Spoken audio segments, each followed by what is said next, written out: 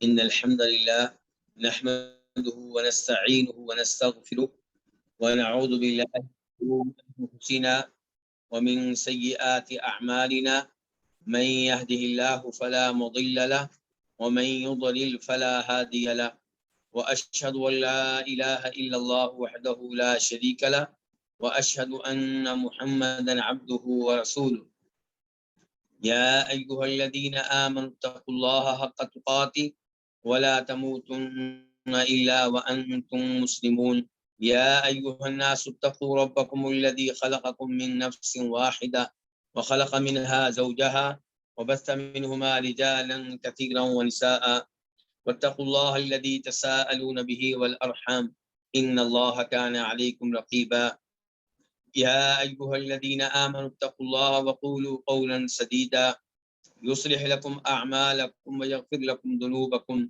ومن يطع الله ورسوله فقد فاز فوزا عظيما أما بعد فإن خير الحديث كتاب الله وخير الهدي هدي محمد صلى الله عليه وسلم وشر الأمور محدثاتها وكل محدثة بدعة وكل بدعة ضلالة وكل ضلالة في النار۔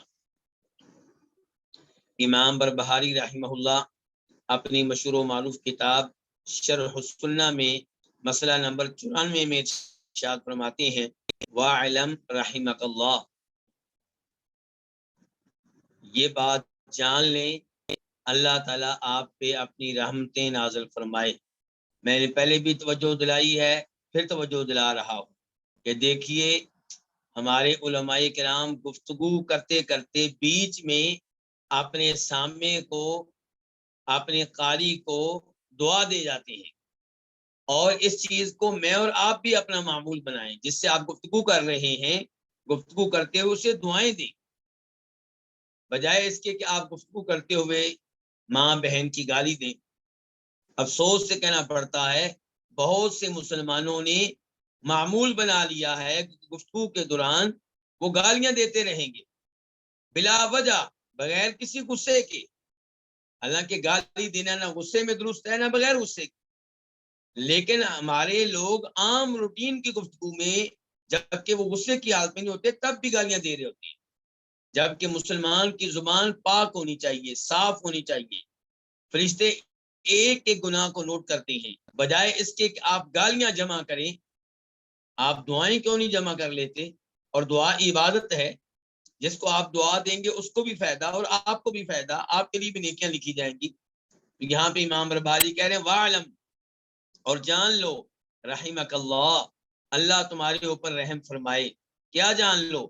کہ ان اہل العلم لم یزالوا یردون قول الجہمیہ، کہ اہل علم ہمیشہ سے جہمیوں کا موقف مسترد کرتے رہے ہیں، اسے ریجیکٹ کرتے رہے ہیں، اسے ناقابل قبول قرار دیتے رہے ہیں، اس کی غلطی وعدے کرتے رہے ہیں۔ کون ہے جی یہ جہمی؟ کیا ہے جی ان کے مواقف؟ اس بارے میں کچھ تفصیلات آپ کے سامنے رکھنا چاہوں گا۔ یہ کتاب جو میرے پاس ہے اس کا نام ہے الظاہر والمؤول فی القرآن الکریم عند شیخ الاسلام ابن تیمیہ۔ یہ میرا پی ایچ ڈی کا تھیسس ہے، اس میں سے ان کے بارے میں کچھ گفتگو میں نے ایک جگہ جمع کی ہے، وہ آپ کے سامنے رکھنا چاہوں گا تاکہ جہمیوں کا تعارف ہو جائے۔ ویسے بھی ہمارے درس میں جہمیوں کا نام بار بار آتا ہے، تو آپ کو پتہ ہونا چاہیے کہ جہمی کون لوگ ہیں۔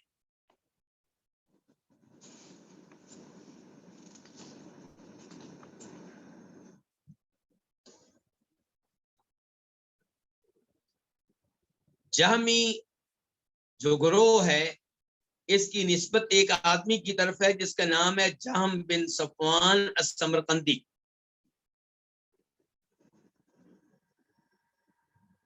یہ قتل ہوا تھا 128 ہجری میں، 128۔ اور اگر آپ اس بارے میں مزید تفصیلات چاہتے ہیں تو امام ذہبی کی کتاب ہے سیر اعلام النبلاء، وہاں جلد نمبر 6 اور صفحہ نمبر 26 تو وہاں پہ انہوں نے اس آدمی کے بارے میں گفتگو کی ہے۔ اب سوال یہ پیدا ہوتا ہے کہ جہمی جو ہیں وہ اس آدمی کی طرف منسوب کیوں ہیں، ان کی نسبت اس آدمی کی طرف کیوں ہے؟ اس لیے کہ جہم جو ہے یہ آدمی جہم بن صفوان یہ پہلا وہ آدمی ہے جس نے کھل کر اللہ کے ناموں کا اور اللہ کی صفات کا انکار کیا ہے۔ اس سے پہلے یہ جراثیم پیدا ہونا شروع ہو گئے تھے، لیکن یہ آدمی کھل کر سامنے آیا اور اس نے اللہ تعالیٰ کے ناموں کا انکار کرنے میں، اللہ تعالیٰ کی صفات کا انکار کرنے میں مبالغے سے کام لیا، حد سے آگے نکل گیا۔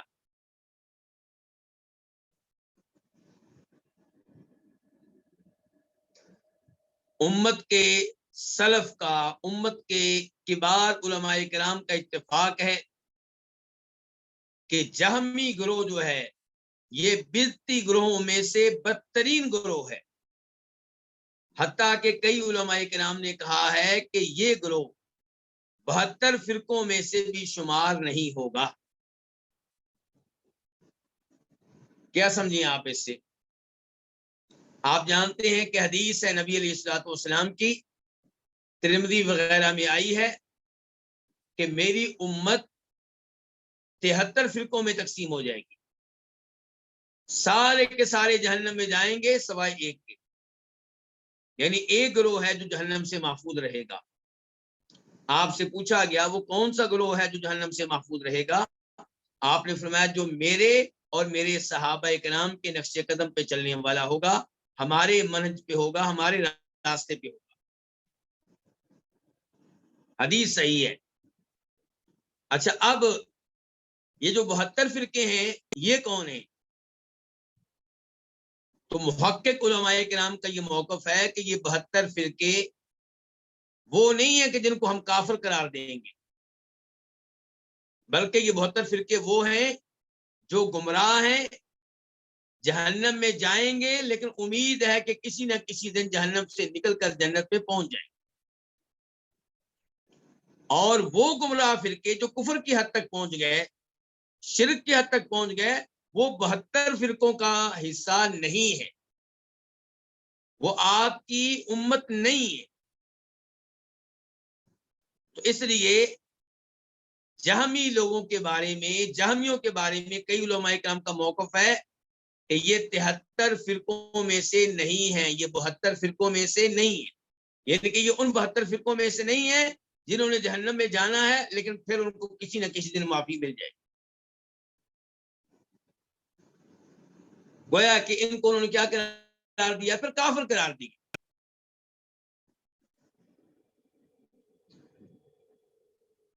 میرا جو پی ایچ ڈی میں تھیسس تھا اس کا موضوع کیا تھا؟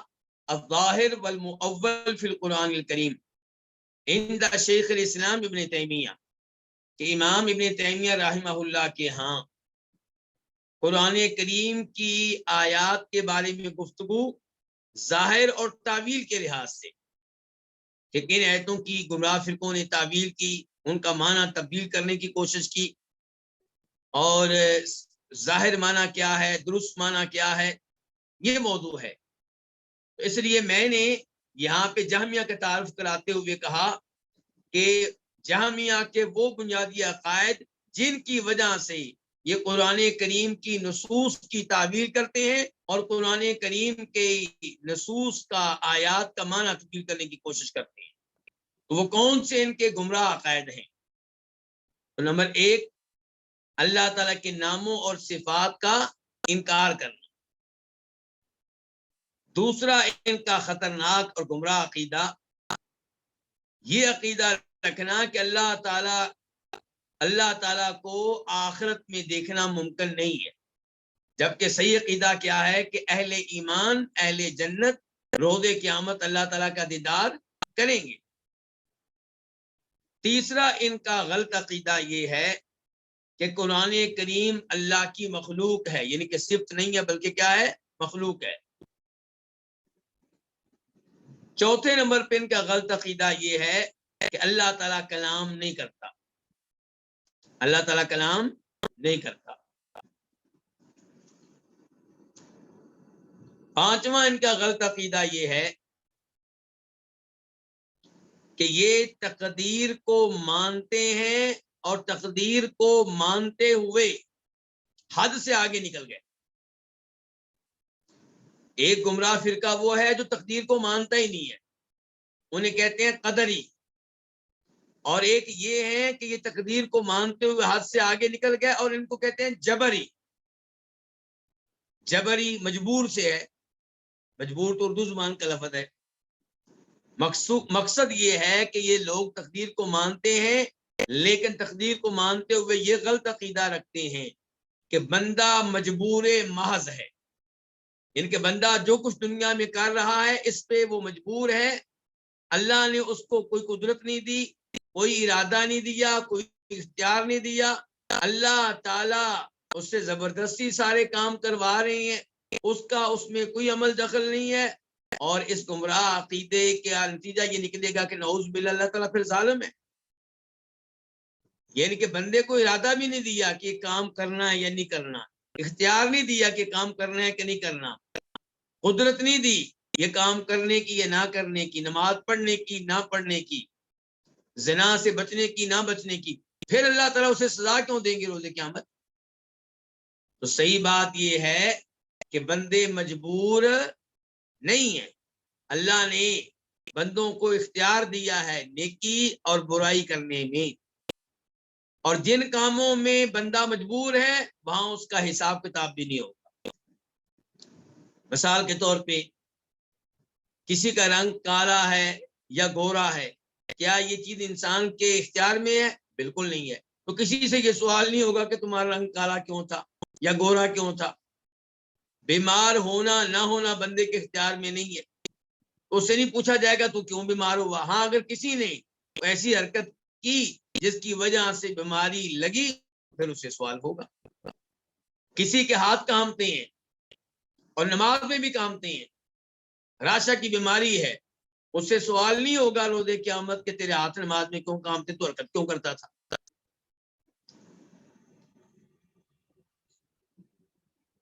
امام ترمذی رحمہ اللہ ترمذی شریف میں فرماتے ہیں وقد ذکر اللہ عز وجل فی غیر موضع من کتابہ الید والسمع والبصر، کہ اللہ تعالیٰ نے ایک سے زائد مقامات پہ قرآن کریم میں تذکرہ کیا اپنے ہاتھوں کا اور اپنے سننے کا اور اپنے دیکھنے کا۔ فتأولت الجہمیۃ هذه الآیات، لیکن افسوس سے کہنا پڑتا ہے کہ جہمیوں نے ان آیات کی تعویل کی، ان کا معنی تبدیل کر کے رکھ دیا جن آیات میں اللہ تعالیٰ کے ہاتھ، اللہ کے سننے اور دیکھنے کا تذکرہ ہے۔ ففسروها على غیر ما فسر اہل العلم، تو انہوں نے اس تفسیر کو چھوڑ دیا جو تفسیر اہل علم نے کی تھی۔ امام ابن القیم رحمہ اللہ فرماتے ہیں جہمیوں کے بارے میں کہ ولما اصلت الجہمیۃ ان اللہ لا يتکلم، جب جہمیوں نے یہ اصول بنا لیا، یہ قانون بنا لیا، ضابطہ بنا لیا کہ اللہ کلام نہیں کرتا، ولا یرا بالابصار، اور اللہ کو دیکھنا ممکن نہیں ہے، ولا هو فوق عرشہ، اور نہ ہی اللہ تعالیٰ عرش کے اوپر ہیں، اور یہ اصول بنا لیا کہ اللہ کا کوئی وصف نہیں ہے، کوئی صفت نہیں ہے، تو اب انہوں نے ہر اس ایت کی تعویل کی جو ایت ان کے ان اصولوں کے خلاف تھی۔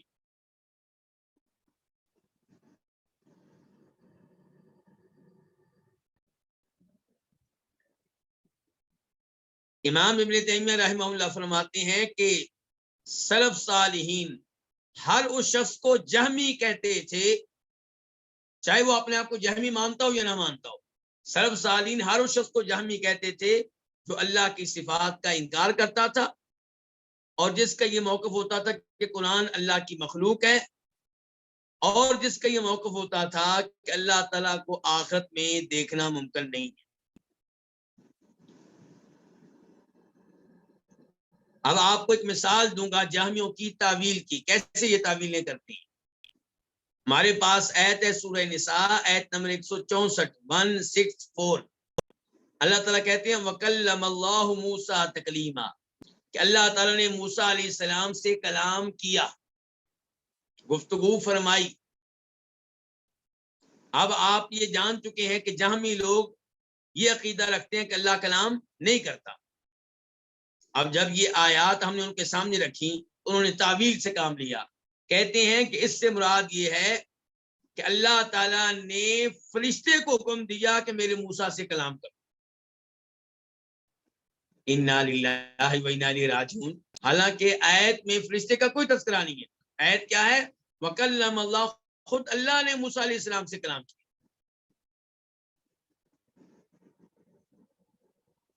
تو کتنی غلط یہ تعویل ہے، یعنی کہ اپنی طرف سے فرشتے کے لفظ کا اضافہ کرتے. لیکن ان سے پوچھے انسان کہ تم تعویلیں کہاں کہاں کرو گے؟ اس آیت کا کیا کرو گے؟ سورہ اعراف میں آتی ہے کہ موسیٰ علیہ السلام نے کہا ربی ارینی انظر الیک، میرے رب میں تجھے دیکھنا چاہتا ہوں. قال لن ترانی، اللہ نے کہا تم مجھے ہرگز نہیں دیکھ سکو گے. تو کیا فرشتے نے کہا تھا کہ تم مجھے ہرگز نہیں دیکھ سکو گے؟ کس نے کہا تھا؟ اللہ تعالیٰ نے کہا تھا. تو بہرحال یہ ہیں جہمی لوگ اور یہ ہیں ان کے غلط عقائد. مجھے امید ہے کہ جہمیوں کے بارے میں تھوڑا بہت تعارف آپ لوگوں تک پہنچ چکا ہوگا.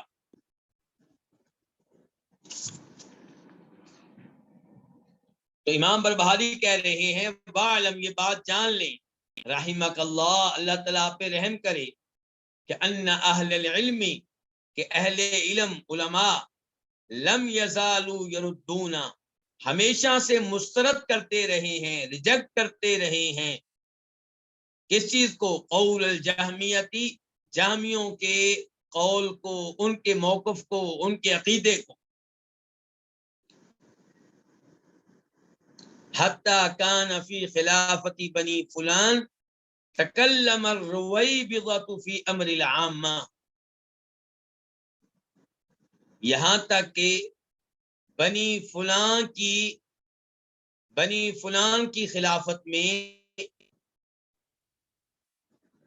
رویبضہ نے عام لوگوں کے معاملے میں گفتگو کرنی شروع کر دی. تو یہاں پہ ایک دو چیزیں سمجھنے والی ہیں. ایک کیا کہ بنو فلان کی خلافت سے کیا مراد ہے. دوسرے نمبر پہ رویبضہ کا معنی کیا ہے. جہاں تک تعلق ہے بنو فلان، تو اس سے مراد ہیں بنو عباس، عباسی خلافت مراد ہے. علماء کرام ہمیشہ سے جہمیوں کے عقائد کا رد کرتے رہے، اس کی گمراہی کو واضح کرتے رہے، یہاں تک کہ زمانہ آ گیا بنو عباس کی خلافت کا، عباسی خلافت کا. اور عباسی خلافت میں جو خلافات تھے وہ سارے کے سارے جہمیوں کی تائید کرنے والے نہیں تھے. مراد ہے یہاں پہ مامون. مامون پہلا خلیفہ ہے جس نے معتزلہ کا اور جہمیوں کا ساتھ دیا. مامون بیٹا ہے کس کا؟ ہارون الرشید کا. مامون کے بعد معتصم اور واثق، یہ ٹوٹل کتنے خلیفہ ہو گیا؟ 3. مامون، معتصم، واثق، یہ تینوں جو ہیں یہ تائید کرتے رہے ہیں، ساتھ دیتے رہے ہیں کن کا؟ جہمیوں کا. ان کے زمانے میں جہمیوں کو قوت ملی ہے، معتزلیوں کو قوت ملی ہے.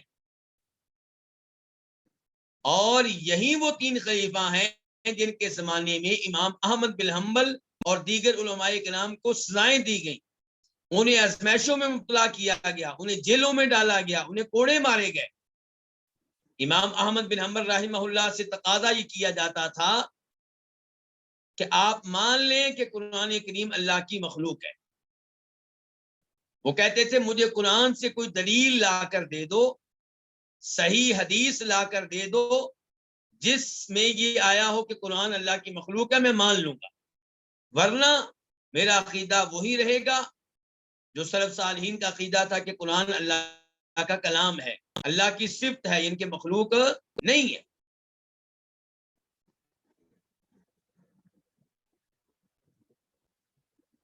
امام احمد بن حنبل کو سزائیں دی گئیں، کوڑے مارے گئے، جیل میں ڈالا گیا، حتیٰ کہ زمانہ آیا ابو جعفر متوکل کا،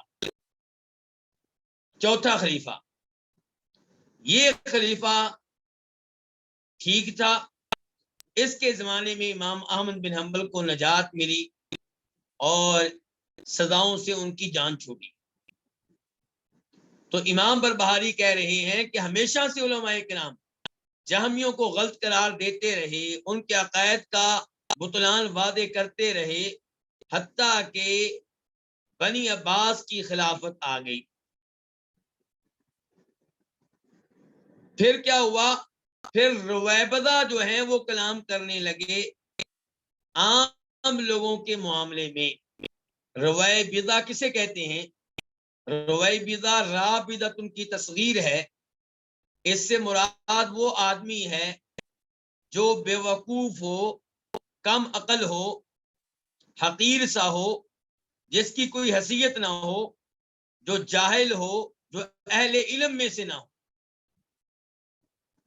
اور یہ الفاظ اصل میں امام بربہاری نے ایک حدیث سے لیے ہیں، وہ حدیث آپ کے سامنے رکھنا چاہتا ہوں، ابن ماجہ کی حدیث ہے،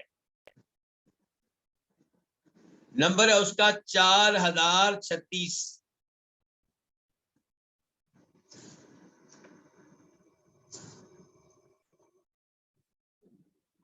اور یہی حدیث مسند احمد میں بھی آتی ہے، اور مسند احمد میں اس کا نمبر ہے 7912، 7912، اور ابن ماجہ میں کیا نمبر تھا؟ 4036، ان کے 4036۔ حدیث کیا ہے؟ جناب ابو ہریرہ رضی اللہ تعالیٰ عنہ روایت کرتے ہیں کہ فرمایا نبی کریم صلی اللہ علیہ وسلم نے، سیأتی علی الناس سنوات خداعات، ان قریب لوگوں پر دھوکے سے بھرپور سال آئیں گے۔ ان قریب ایسے سال آئیں گے جن سالوں میں کیا ہوگا؟ دھوکہ ہی دھوکہ ہوگا۔ اور مسند احمد کی ایک اور روایت میں آیا ہے کہ یہ دجال سے پہلے یہ کام ہوگا، ایسے سال جو دھوکے سے بھرپور ہوں گے، دجال سے پہلے یہ سال آئیں گے۔ وہ جو مسند احمد کی حدیث ہے جس میں دجال کا تذکرہ آیا ہے، اس کے راوی ہیں انس بن مالک رضی اللہ تعالیٰ عنہ، اور اس کا نمبر ہے 13298، 13298۔ تو بہرحال ابن ماجہ کی یہ حدیث کے الفاظ کیا ہیں کہ ان قریب ایسے سال آئیں گے جو دھوکے سے بھرپور ہوں گے، یصدق فیہ الکاذب ویکذب فیہ الصادق۔ یہ ایسے سال ہوں گے جن میں جھوٹے کو سچا قرار دیا جائے گا اور سچے کو جھوٹا قرار دیا جائے گا۔ وَيُؤْتَمَنُ فِيهَا الْخَائِنُ وَيَخُونُ فِيهَا الْأَمِينُ۔ اور ان سالوں میں جو خائن ہوگا، بددیانت ہوگا، خیانت کرنے والا ہوگا، اسے امین، امانت دار قرار دیا جائے گا، اور جو امانت دار ہوگا اسے خائن اور بددیانت قرار دیا جائے گا۔ وَيَنْتِقُ فِيهَا الرُّوَيْبِضَةُ۔ اور ان سالوں میں رویبضہ باتیں کریں گے، وہ گفتگو کریں گے۔ آپ سے کہا گیا عمر رویبضہ، یہ رویبضہ کیا چیز ہے؟ تو آپ نے فرمایا الرجل التافہ فی امر العامہ، حقیر آدمی جس کی علم کے لحاظ سے کوئی حیثیت نہیں ہوگی، وہ عوام کے معاملات میں رائے دے گا، یعنی کہ ایسا معاملہ جس کا تعلق پوری عوام سے ہوگا، یعنی کہ ایک تو یہ ہے کہ کوئی آدمی اپنے بارے میں گفتگو کرے، اپنے بارے میں رائے دے، میں نے گھر ایسے بنانا ہے، میں نے اپنی بیٹی کا رشتہ یہاں پہ کرنا ہے، ٹھیک ہے اس کی بیٹی ہے، اس کا ذاتی معاملہ ہے، لیکن پبلک کا معاملہ، پوری امت کا مسئلہ، اور اس میں گفتگو وہ کرے جو جاہل ہو، کم عقل ہو، کتاب و سنت کے علوم سے ناواقف ہو، یہ قیامت کی نشانی۔ اور آج ٹی وی چینلز پہ بیٹھے ہوئے لوگوں کو دیکھ لیں آپ، خصوصاً جو رمضان کے مہینے میں دین کے مسائل پہ گفتگو کرنے کے لیے بیٹھتے ہیں، علم سے کورے ہوتے ہیں۔ اس کی ایک مثال میں نام لوں گا، چند دن پہلے فوت ہوئے ہیں، میں کوئی فتویٰ نہیں لگاؤں گا کیونکہ فوت ہو چکے، لیکن کم از کم آپ کو احساس ہو، ڈاکٹر عامر لیاقت حسین رمضان میں دینی پروگرام کرتے تھے، جبکہ کتاب و سنت کے علم سے ناواقف تھے۔ اور اس طرح کے کئی لوگ آپ کو مل جائیں گے۔ صحابہ کرام کے موضوع پہ گفتگو کر رہے ہوں گے، عقائد پہ گفتگو کر رہے ہوں گے، سود کے موضوع پہ گفتگو کر رہے ہوں گے، جبکہ علم کے لحاظ سے ان کی کوئی حیثیت نہیں ہوگی۔ آپ کو ایسے لوگ مل جائیں گے جو علماء پہ چڑھائی کر رہے ہوں گے، اور کیا کہیں گے، علماء کرام سود کو حرام قرار دیتے ہیں لیکن اس کا متبادل پیش نہیں کرتے۔ متبادل کیا پیش کریں؟ لوگ چاہتے ہیں کہ سود ہم لیتے رہیں، سود دیتے رہیں، وہ یہ دروازہ بند نہیں ہونا چاہیے، لیکن علماء کرام اسے کسی اچھے خلاف میں پیش کریں، اس کے اوپر سونے کا پانی چڑھا دیں۔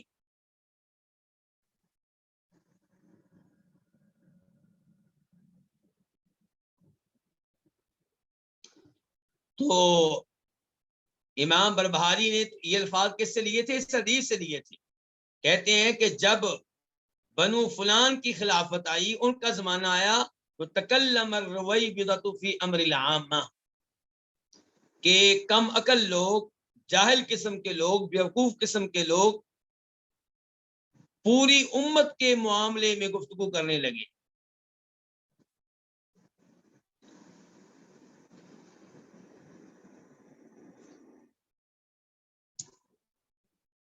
یہاں پہ میں ان چند کتب کی طرف اشارہ کرنا چاہوں گا جن کتب میں جہمیوں کے اوپر رد کیا گیا۔ ایک کتاب ہے امام احمد بن حنبل کی، اس کا نام ہے الرد علی الجہمیہ والزنادقہ، کہ جہمیوں کا اور زندیق لوگوں کا رد، ان پہ انکار، ان کے موقف کو غلط قرار دینا۔ امام احمد کا فوت ہوئے 241 ہجری میں، 241۔ بتانا چاہتا ہوں کہ یہ کتاب پرانی کتاب ہے۔ پھر ایک امام گزرے، امام عثمان بن سعید الدارمی، 280 ہجری میں فوت ہوئے، 280۔ ان کی کتاب کا نام کیا ہے؟ نقد عثمان بن سعید علی المریسی الجہمی العنید، کہ امام عثمان بن سعید دارمی کی طرف سے رد کس آدمی، کس کا؟ بشر مریسی کا، جو جہمی تھا، بڑا ضدی تھا۔ پھر امام ابن تیمیہ نے کتاب لکھی بیان و تلبیس الجہمیہ، ایسے ہی امام القیم رحمہ اللہ نے بھی کتاب لکھی ہوئی ہے۔ تو بہت سے علماء کرام نے جہمیوں کے موضوع پہ خصوصی طور پہ کتابیں لکھی ہیں۔ امام بربہاری فرما رہے ہیں وَطَعَنُوا عَلَىٰ آثَارِ رسول اللہ صلی اللہ علیہ وسلم وَأَخَذُوا بِالْقِيَاسِ وَالرَّأْيِ۔ ان لوگوں نے، کن لوگوں نے؟ جی، جہمیوں نے۔ ان لوگوں نے کیا کیا؟ نبی علیہ الصلوۃ والسلام کی احادیث پہ تنقید کی،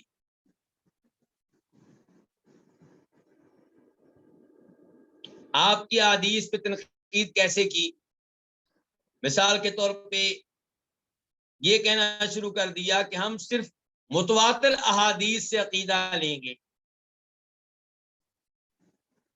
ان احادیث سے عقیدہ نہیں لیں گے جن کو خبر واحد کہتے ہیں۔ اب آپ کہیں گے متواتر کیا چیز ہوتی ہے، خبر واحد کیا چیز ہوتی ہے؟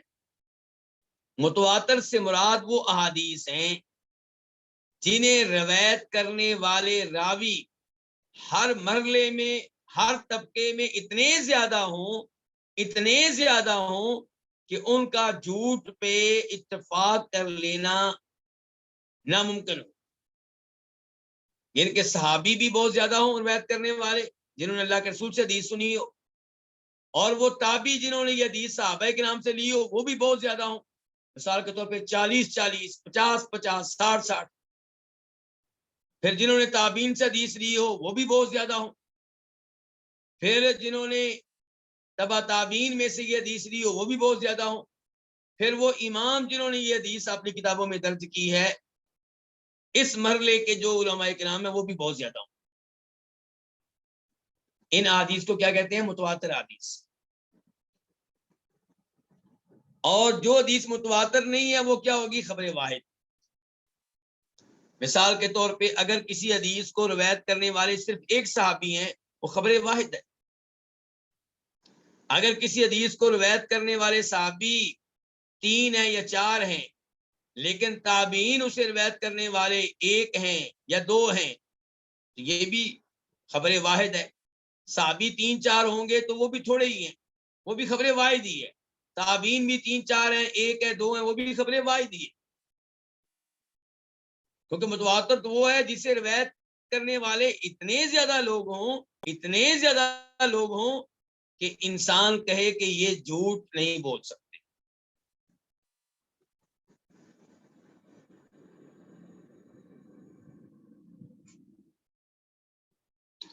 علماء کرام نے احادیث کو تقسیم کیا ہے متواتر اور احاد میں، یعنی کہ یہ حدیث متواتر ہے، یہ خبر واحد ہے۔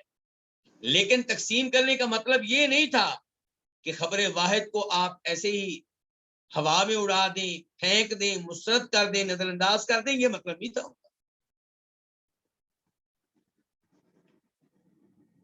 اس میں کوئی شک و شبہ نہیں ہے۔ اگر کسی بات کا ثبوت 50 آدمیوں کے ذریعے ملے تو اس کے اوپر اعتماد اور یقین میں کیا ہوگا؟ اضافہ ہوگا۔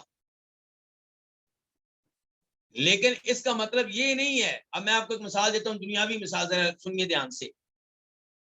ایک آدمی کی ایک زمین ہے، اس کا ایک گھر ہے، اس کے اوپر کسی نے قبضہ کر لیا۔ اب وہ کیس لے کر گیا کہاں؟ عدالت میں، کورٹ میں۔ جج اس سے کہتا ہے کہ کم از کم 1000 آدمی لے کر آؤ جو شہادت دیں کہ مکان تو نے خریدا تھا، انہوں نے دیکھا ہو تجھے خریدتے ہوئے اور بناتے ہو۔ اب بتائیے آپ کو یہ بات کیسی لگے گی؟ اگر 1000 مل جائیں تو اچھی بات ہے، بڑا مزہ آئے گا۔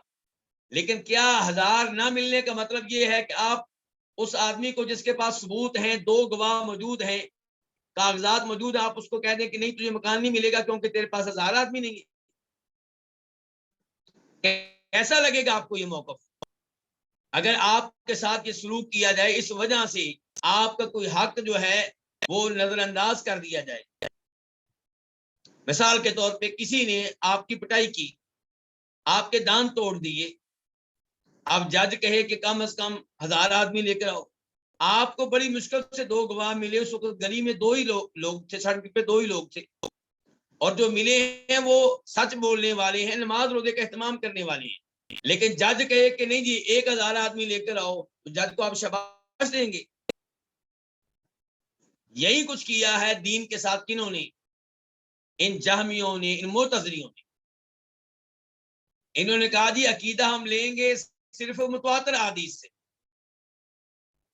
اس کا مطلب ہے بخاری ساری گئی، کیونکہ متواتر حدیث و بخاری میں چند ایک ہیں جنہیں انگلیوں پہ گنا جا سکتا ہے، باقی سب احاد ہیں۔ مسلم شریف بھی گئی، اکثر حدیثیں گئی، متواتر حدیثیں تو چند ایک ہیں بس.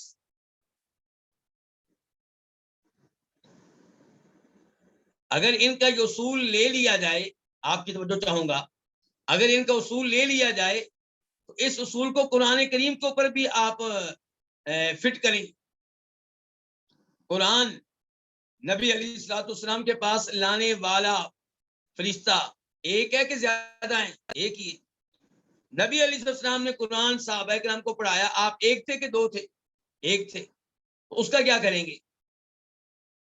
پھر نبی علیہ الصلوۃ والسلام مختلف شہروں میں دین سکھانے کے لیے اپنے نمائندے کو بھیجتے تو 700 آدمی بھیجتے تھے, عام طور پہ ایک آدمی بھیجتے تھے, کبھی دو بھیجتے تھے بس. تو پھر یہ اصول جو بظاہر کئی لوگوں کو اچھا لگے گا, وہ کہے گا جناب کتنے اچھے ہیں معتزلی, کتنے اچھے ہیں جامی, جنہوں نے دین کے لیے اتنا اچھا اور قیمتی اور مضبوط اصول پیش کیا ہے. نہیں, یہ دین کو ناکام بنانے کی سازش ہے. مثال میں آپ کو دے چکا ہوں. آپ اس جج کو کبھی شاباش نہیں دیں گے جو کہے کہ میں تب مانوں گا تمہاری بات جب تم کم از کم 1000 گواہ لے کر آؤ. شاباش دیں گے آپ اس کو؟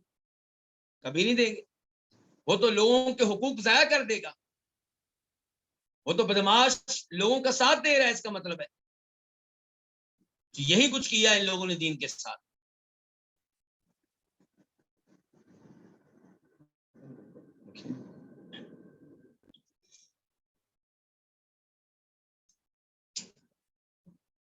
تو یہ ایک اصول ہے جو میں نے آپ کے سامنے رکھا ہے ان لوگوں کا. ایسے کئی اصول بنائے گئے جن کے ذریعے احادیث کی اہمیت کو کم کیا گیا, احادیث کے مقام و مرتبہ کو لوگوں کے دل و دماغ سے زائل کرنے کی کوشش کی گئی. اور ہمارے زمانے میں بھی ایسے لوگ موجود ہیں جنہوں نے ایسے اصول بنا رکھے ہیں جن اصولوں کی وجہ سے وہ احادیث کو نظر انداز کر دیتے ہیں. لوگوں کے دلوں سے احادیث پہ موجود اعتماد کو ختم کرنے کی کوشش کرتے رہتے ہیں. آپ سر سید احمد خان کو لے لیں, انہوں نے احادیث کے ساتھ یہی سلوک کیا. حمید الدین فراہی کو لے لیں, مولانا امین احسن اسرائی کو لے لیں, موجودہ زمانے میں جاوید غامدی کو لے لیں, اس سے پہلے پرویز کو آپ لے لیں. عربوں کی طرف نکل جائیں تو ایک نام آپ نے سنا ہوگا, جمال الدین افغانی. کہتے ہیں جی بہت بڑے مصلح تھے, بہت بڑے لیڈر تھے, ان میں بھی یہ جراثیم پائے جاتے تھے. ان کے شاگردوں میں محمد عبدو, ان میں بھی ایسے جراثیم پائے جاتے تھے. تو کہنے کا مطلب یہ ہے کہ احادیث کی اہمیت کو کم کرنے کی یہ سازشیں تھی. تو امام بربہاری کہہ رہے ہیں وَطَعَنُوا عَلَىٰ آثَارِ رسول اللہ صلی اللہ علیہ وسلم, ان لوگوں نے نبی علیہ السلام کی احادیث پہ طعن کیا, تنقید کی. وَأَخَذُوا بِالْقِيَاسِ وَالرَّأْيِ, اور قیاس اور رائے کو اپنایا, قیاس اور رائے کو اختیار کیا.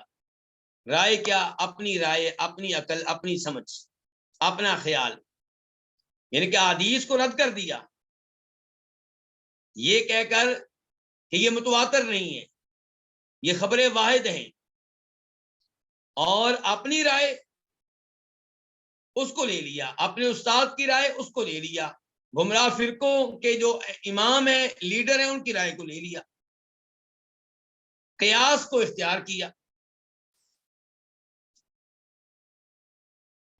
تو کیا قیاس بری چیز ہے؟ تو جواب یہ قیاس دو طرح کا ہوتا ہے, ایک قیاس صحیح, ایک قیاس فاسد. قیاس صحیح کو لیا جائے گا, قیاس فاسد کو رد کر دیا جائے گا. قیاس صحیح کی مثال کیا ہے؟ پہلے نمبر پہ یہ کہ قیاس کہتے کس کو ہیں. قیاس سے مراد یہ ہے کہ ایک چیز ہے, ایک مسئلہ ہے, اس کا واضح طور پہ حکم قرآن اور حدیث میں نہیں آیا. اب آپ محنت کریں گے اور دیکھیں گے کہ اس جیسی کسی اور چیز کا حکم قرآن اور حدیث میں موجود ہو. تو اگر اس سے ملتی جلتی کسی اور چیز کا حکم قرآن اور حدیث میں مل گیا، اس کا مطلب یہ ہے کہ اس چیز کا حکم بھی ویسا ہی ہوگا. اس کی میں ایک مثال آپ کے سامنے رکھتا ہوں مسلم شریف سے، اور حدیث کا نمبر ہے 1148.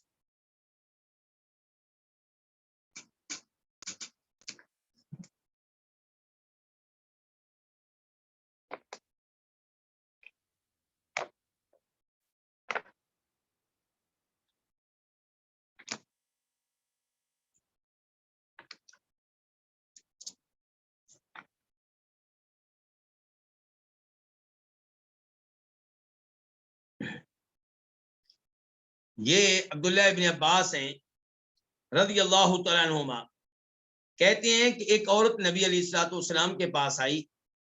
اس نے کہا اے اللہ کے رسول، میری والدہ فوت ہو گئی ہیں اور ان کے ذمے روزے تھے منت کے، نظر مانی تھی، منت مانی تھی، وہ روزے ان کے ذمے تھے، وہ رکھے بغیر فوت ہو گئی ہیں. افا اصوم عنہا، کیا میں ان کی طرف سے روزے رکھ سکتی ہوں؟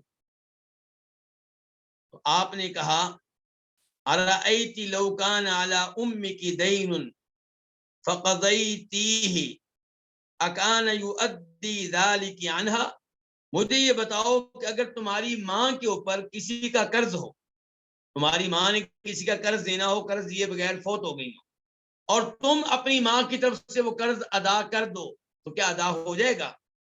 کہنے لگی بالکل. تو آپ نے کہا کہ روزوں کا معاملہ بھی ایسے ہی ہے، تم اپنی ماں کی طرف سے روزے رکھو. اور ایک روایت میں کہ آپ نے کہا کہ اللہ کا جب لوگوں کا قرض تم ادا کرو گی تو ادا ہو جائے گا، تو اللہ کا قرض زیادہ حقدار ہے اس بات کا کہ تم اسے ادا کرو. تو یہاں پہ نبی علیہ الصلوۃ والسلام نے اللہ کے قرض کو قیاس کیا ہے کس پہ؟ لوگوں کے قرض پہ. کہ جیسے میت کی طرف سے آپ لوگوں کا قرض ادا کریں گے تو ادا ہو جائے گا اور ادا کرنا چاہیے، ایسے ہی جو اللہ کا قرض ہے کسی میت پہ وہ بھی ادا کرنا چاہیے اور ادا ہو جائے گا. تو نبی علیہ الصلوۃ والسلام نے یہاں پہ کیا کیا ہے؟ قیاس کیا ہے. اگرچہ یہ آپ کی حدیث ہے تو آپ قیاس نہ بھی کرتے تو حدیث ہونے کے لحاظ سے آپ کی بات حجت تھی، دلیل تھی، شریعت تھی.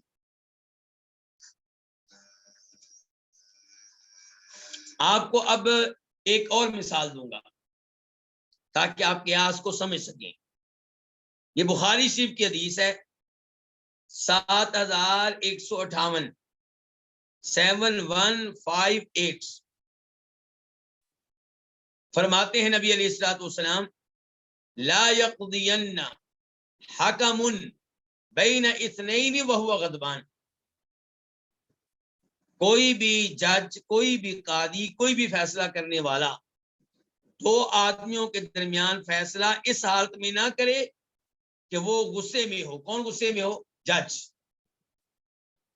اب جج اگر غصے میں ہے تو اسے فیصلہ کرنے سے روک دیا گیا ہے. کیوں روکا گیا ہوگا آپ کے خیال میں؟ کیونکہ غصے کی حالت میں آپ کی عقل صحیح کام نہیں کرے گی، آپ توجہ سے فیصلہ نہیں کر سکیں گے. آپ ہو سکتا ہے مظلوم کو ظالم بنا دیں اور ظالم کو مظلوم بنا دیں. آپ کے فیصلے سے کسی کی حق تلفی ہو سکتی ہے. تو اللہ کے رسول نے کس حالت میں فیصلہ کرنے سے منع کر دیا؟ غصے کی حالت میں. اب آپ سے ایک آدمی سوال کرتا ہے کہ کیا میں شدید بھوک کی حالت میں فیصلہ کر سکتا ہوں جب مجھے شدید بھوک لگی ہو؟ تو جواب کیا ہوگا آپ کا؟ نہیں کر سکتے آپ. دلیل یہی حدیث. آپ شدید بھوک کی حالت کو قیاس کریں گے غصے کی حالت میں، کہ جیسے غصے کی حالت میں فیصلہ کرنا اس لیے جائز نہیں ہے کہ توجہ آپ کی کہیں اور ہوگی، تقسیم ہوگی، آپ خود ٹینشن میں ہیں، پریشان ہیں، اس حالت میں کیا فیصلہ کریں گے آپ؟ تو یہی صورتحال ہوگی جب آپ کو شدید بھوک لگی ہو، یہی صورتحال ہوگی جب آپ کو شدید پیاس لگی ہوگی، یہی صورتحال ہوگی جب آپ انتہائی غمگین ہوں گے اس لیے کہ آپ کے بیٹے کو اغوا کر لیا گیا ہے، اس لیے کہ آپ کی والدہ ہاسپٹل میں ہے۔ تو آپ کسی بھی مسئلے میں آپ انتہائی غمگین ہیں، توجہ آپ کی ادھر ہے، تب آپ فیصلہ نہ کریں۔ تو ان حالات کو آپ نے قیاس کیا ہے کس حالت پہ؟ غصے کی حالت، کہ جیسے اللہ کے رسول نے بتا دیا کہ غصے کی حالت میں فیصلہ کرنا جائز نہیں ہے، ایسے ہی ہمیں پتہ چلا کہ شدید بھوک، شدید پیاس، شدید غم وغیرہ کی حالت میں بھی فیصلہ کرنا جائز نہیں ہے، کیونکہ علت ایک ہے۔ غصے کی حالت میں فیصلے سے منع کیا گیا، علت کیا تھی؟ کہ فیصلہ صحیح ہو نہیں سکے، خطرہ ہے۔ تو یہی علت یہاں پہ بھی ہے، یہی سبب یہاں پہ بھی موجود ہے۔ ایک اور مثال لے لیں، مسلم شریف کی حدیث ہے، یعنی معذرت کے ساتھ کہ مسلم شریف کی حدیث نہیں ہے، لیکن آپ سب اس حدیث کو جانتے ہیں کہ نبی علیہ الصلوۃ والسلام نے کہا قربانی میں وہ جانور نہیں چلے گا جو کیا ہو، کانا ہو، جس کی نگاہ میں کیا ہو، مسئلہ ہو، ایسے ہی ہے۔ اچھا، اب اگر آپ سے کوئی پوچھے کہ اگر کوئی جانور اندھا ہو تو کیا اسے قربانی کے موقع پہ ذبح کر سکتے ہیں؟ کیا جواب ہوگا آپ کا؟ آپ کہیں گے نہیں کر سکتے، وہ کہے گا دلیل، تو آپ کہیں گے دلیل قیاس ہے کہ جب اس جانور کو قربانی کے طور پہ ذبح کرنا جائز نہیں ہے، جس کی آنکھ میں تھوڑا بہت مسئلہ ہے، تو وہ جانور جس کی آنکھ میں بہت بڑا مسئلہ ہے اسے ذبح کرنا کیسے جائز؟ یہ کیا ہے؟ قیاس۔ تو اس طرح اگر قیاس صحیح ہو تو اس میں کوئی عرض نہیں ہے، لیکن اگر قیاس ہو حدیث کے مد مقابل، قیاس کے ساتھ آپ قرآن کی آیت کو ریجیکٹ کر رہے ہوں، قیاس کے ساتھ نبی علیہ السلام کی حدیث کو ریجیکٹ کر رہے ہوں، اس کی اجازت نہیں دی جا سکتی۔ یہ قیاس باطل ہے، غلط قیاس ہے، اس کی شریعت میں کوئی گنجائش نہیں۔ اس کی بھی ایک مثال لے لیں آپ، ہمارے پاس حدیث ہے ابو داؤد شریف کی، نمبر اس کا 2083، 2083۔ اس حدیث میں فرماتے ہیں نبی علیہ الصلوۃ والسلام کہ جو بھی عورت اپنے ولی کی اجازت کے بغیر نکاح کرے اس کا نکاح باطل ہے، باطل ہے، باطل ہے، یعنی کہ درست نہیں ہے، اس کا نکاح نہیں ہوگا۔ یعنی کہ نکاح تب درست ہوگا جب نکاح لڑکی اپنے ولی، یعنی کہ اپنے باپ نہیں ہے تو دادا، دادا نہیں ہے تو بڑا بھائی، ان جو اس کے ولی ہیں ان کی اجازت سے کرے، ان کی رضامندی سے کرے۔ یہ کیا ہو گئی؟ حدیث۔ اب آپ جانتے ہیں کئی لوگ یہ موقف رکھتے ہیں کہ ولی کی اجازت کے بغیر نکاح ہو جائے تو ٹھیک ہے۔ ان کے دلائل میں سے ایک دلیل کیا ہے؟ قیاس۔ کیا قیاس ہے؟ کہتے ہیں کہ آپ ہمیں یہ بتائیں کہ کیا عورت گاڑی خرید سکتی ہے؟ کیا عورت موبائل خرید سکتی ہے؟ کیا عورت چینی خرید سکتی ہے؟ ہم کہیں گے بالکل خرید سکتی ہے۔ وہ کہتے ہیں کہ جیسے عورت کو یہ حق حاصل ہے کہ وہ زمین خریدے، گھر خریدے، گاڑی خریدے، موبائل خریدے، ایسے ہی اسے حق حاصل ہے کہ وہ اپنا نکاح خود کرے۔ یہ کیا کیا؟ قیاس۔ نکاح کو قیاس کیا کس پہ؟ بے پہ۔ تو ہم کہیں گے یہ قیاس باطل ہے، غلط ہے، کیونکہ حدیث کہتا۔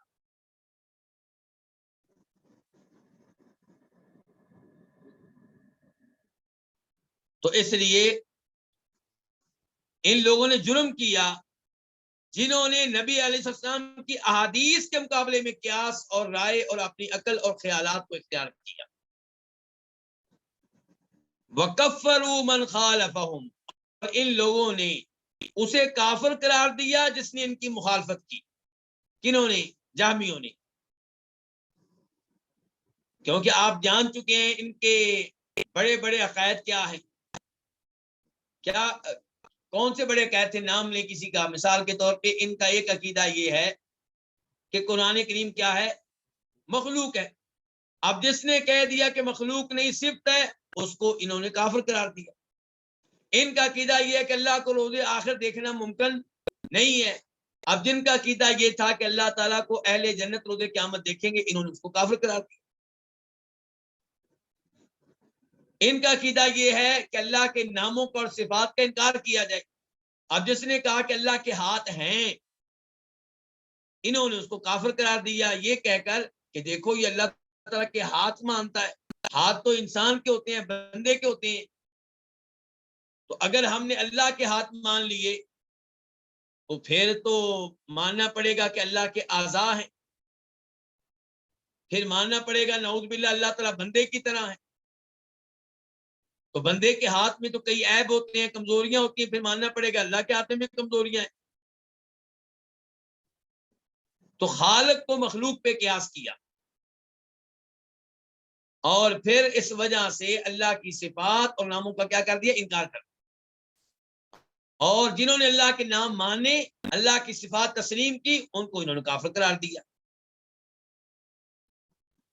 فدخل فی قولہم الجاہل والمغفل والذی لا علم له. تو ان کے قول میں داخل ہو گیا، ان کی باتوں میں آ گیا، ان کے عقیدے کو قبول کر لیا. کس نے؟ الجاہل، جاہل قسم کے لوگوں نے، والمغفل، اور ان لوگوں نے جو بھولے والے تھے، جن کو دھوکہ دینا ممکن تھا. والذی لا علم له، اور ان لوگوں نے جو علم سے تہی دامن تھے، جن کے پاس علم نہیں تھا، علم سے خالی تھے.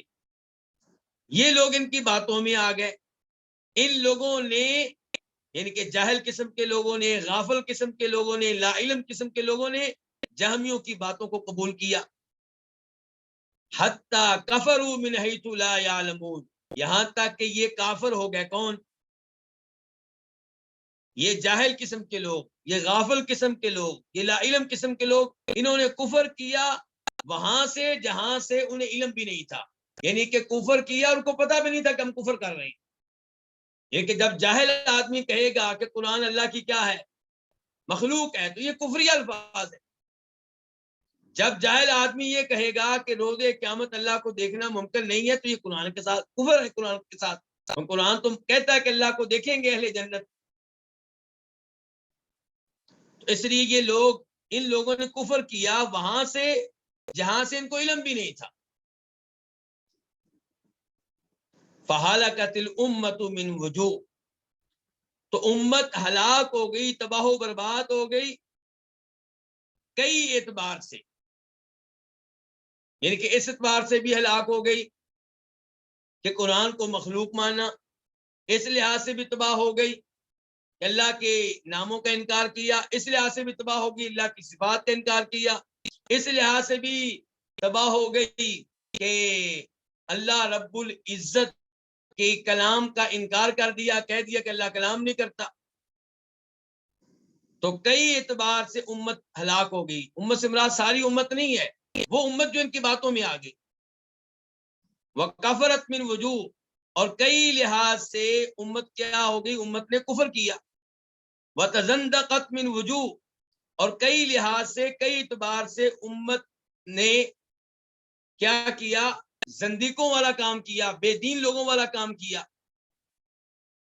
وضلت من وجوہ، اور کئی لحاظ سے امت گمراہ ہو گئی، امت نے گمراہی کا راستہ اختیار کیا. وتفرقت، اور امت فرقوں میں تقسیم ہو گئی، گروہوں میں بٹ گئی. وابتدعت من وجوہ، اور کئی لحاظ سے امت نے بدعت کا راستہ اختیار کر لیا. الا من ثبت على قول رسول اللہ صلی اللہ علیہ وسلم، بچے کون؟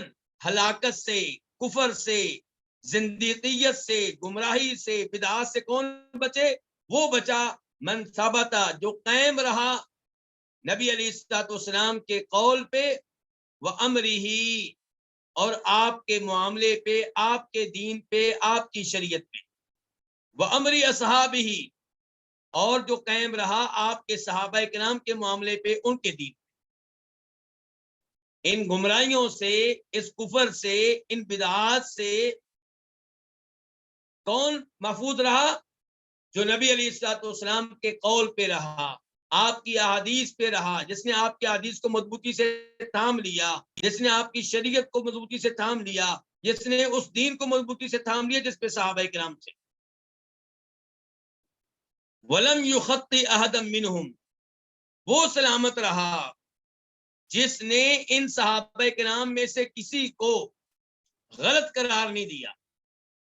یہ تو ممکن ہے کہ کسی صحابی سے کسی ایک مسئلے میں غلطی ہو جائے، وہ کسی ایک مسئلے میں خطا کر جائے، لیکن کسی صحابی کو آپ مطلق طور پہ گمراہ قرار دے دیں، مجموعی طور پہ ہر لحاظ سے غلط قرار دے دیں، تو یہ آپ کا عقیدہ خطرناک ہے. تو یہ کام ان لوگوں نے نہیں کیا جو درست راستے پہ تھے.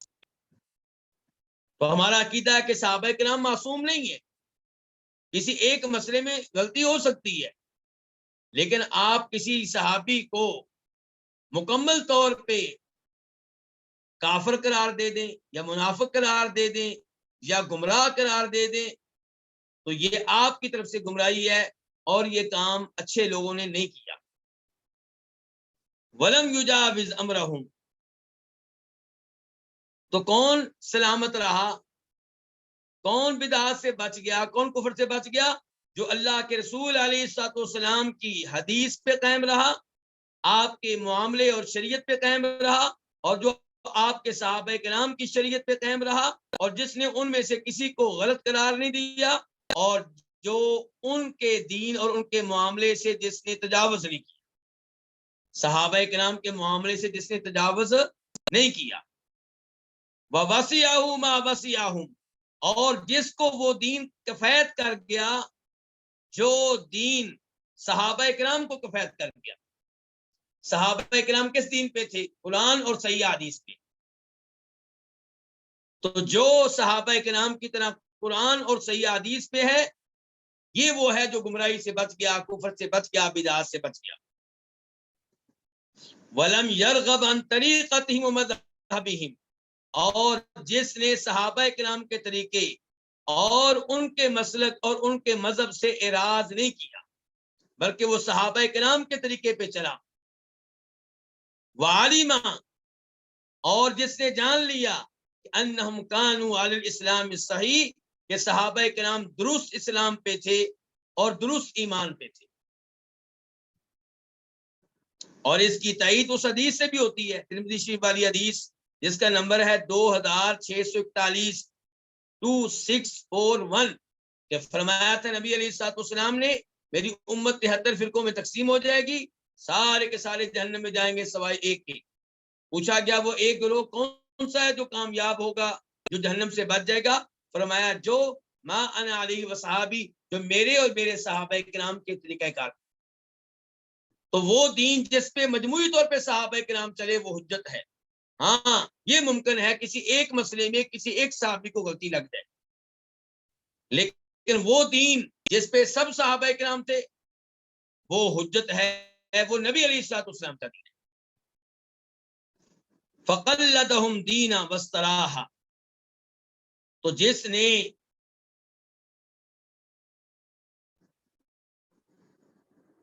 اپنے دین کے معاملے میں ان کی تقلید کی، کن کی؟ صحابہ کرام کی، تو یہ ہے جو گمراہی سے بچ گیا، یہ ہے جو راحت پا گیا، یہ ہے جو نجات پا گیا. تو یہاں پہ لفظ کون سا استعمال کیا امام بخاری نے؟ تقلید کا. بہتر یہ تھا کہ تقلید کا لفظ استعمال نہ کرتے، اتباع کا استعمال کرتے. کون سا لفظ استعمال کرتے؟ اتباع کا، پیروی کرنا. کیونکہ صحابہ کرام اور بعد میں آنے والوں کی کے نقش قدم پہ چلا جائے گا کتاب و سنت کے دلائل کی بنیاد. تقلید کیا ہوتی ہے؟ کہ دلیل کے بغیر کسی کے پیچھے چل پڑنا، تو یہ درست نہیں ہے. لیکن امام بربہاری نے اگرچہ لفظ تقلید کا استعمال کیا، مراد ان کی اتباع ہے. جیسا کہ اللہ تعالیٰ فرماتے ہیں والسابقون الاولون من المہاجرین والانصار والذین اتبعوهم باحسان رضی اللہ عنہم ورضوا عنہ. اللہ کن پہ راضی ہو گیا؟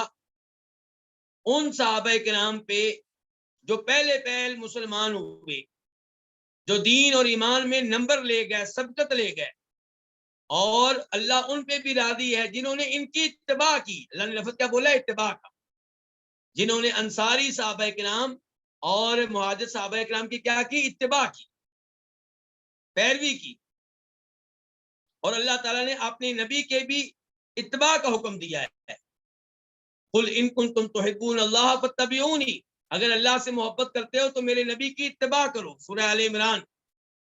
اللہ تعالیٰ نے فرمایا اتبعوا ما انزل الیکم من ربکم، جو دین تمہارے اوپر تمہارے رب کی طرف سے نازل ہوا اس کی اتباع کرو. اللہ نے پورے قرآن میں کہیں پہ بھی نہیں کہا کہ تقلید کرو.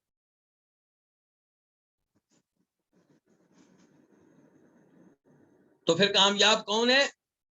وعلما، جس نے جان لیا انہم کانوا علی الاسلام الصحیح والایمان الصحیح، کہ وہ یعنی کہ صحابہ کرام صحیح اسلام پہ تھے اور صحیح ایمان پہ تھے.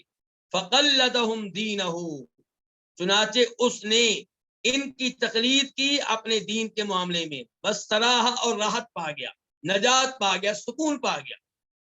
وعلما، اور اس نے جان لیا ان الدین انما ہوا بالتقلید، کہ دین نام ہے تقلید کرنے کا، یعنی کہ اتباع کرنے کا، صحابہ کرام کے نقش قدم پہ چلنے کا. بدعات کا نام دین نہیں ہے. دین میں نئی چیزیں لانے کا نام دین نہیں ہے. دین کیا ہے کہ آپ اس پہ چلیں جس پہ نبی علیہ الصلوۃ والسلام تھے. دین یہ ہے کہ آپ اس پہ چلیں جس پہ صحابہ کرام تھے. والتقلید لاصحاب محمد، کہتے ہیں تقلید کن کی ہوگی؟ اصحاب محمد صلی اللہ علیہ وسلم کی ہوگی، صحابہ کرام کی ہوگی. کیونکہ نبی علیہ الصلوۃ والسلام نے کہا تھا کامیاب ہونے والا گروہ وہ ہے جو میرے اور میرے صحابہ کرام کے نقش قدم پہ چلے پہ ہوگا. اچھا، اب یہاں پہ سوال ہے آخر میں، اگر کسی مسئلے میں صحابی کا موقف اور ہو، نبی علیہ الصلوۃ والسلام کا موقف اور ہو، تو وہاں پہ آپ کیا کریں گے؟ یہ اللہ نے بیان کر دیا قرآن میں. ہمارے پاس آیت ہے سورہ نساء کی، فَإِن تَنَازَعْتُمْ فِي شَيْءٍ فَرُدُّوهُ إِلَى اللَّهِ وَالرَّسُولِ، کسی بھی مسئلے میں اختلاف ہو جائے تو وہاں پہ رجوع کس کی طرف کرنا ہے؟ فیصلہ کہاں سے لینا ہے؟ اللہ اور اللہ کے رسول علیہ الصلوۃ والسلام سے، یعنی کہ اللہ کے قرآن سے اور نبی علیہ الصلوۃ والسلام کی احادیث سے. تو صحابہ کرام بہت عظیم ہیں. صحابہ کرام سے ہم محبت بھی کرتے ہیں اور ان کے اس دین پہ بھی ہم چلتے ہیں جس دین پہ وہ مجموعی طور پہ تھے، سب کے سب تھے.